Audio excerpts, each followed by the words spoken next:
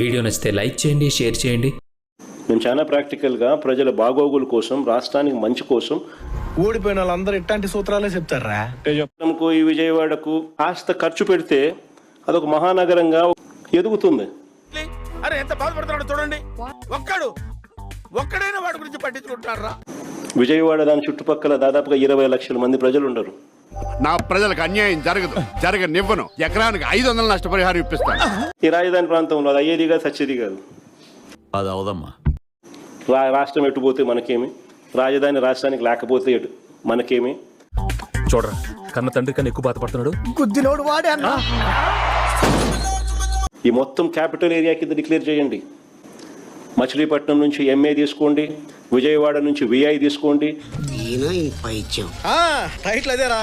గుంటూరు నుంచి GUN తీసుకోండి, మాది గన్ అని పేరు పెట్టండి అని ఆలోచన చెప్పినాం. బాబు గొప్ప సీక్రెట్ చెప్పారా, నీకు దానవరా బాబు. అవి గన్ కూడా నచ్చల మీకు, ఇది నచ్చలా.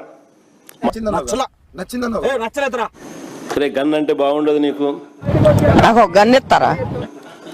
అది జగన్ అనేది గుర్తుకొస్తుంది లేనని.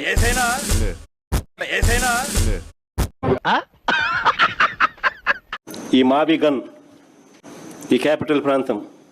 ఏంటో బావా, నువ్వు హార్ట్ఫుల్ గా చెప్తున్నా కన్నింగ్ గానే కనిపిస్తా. మరి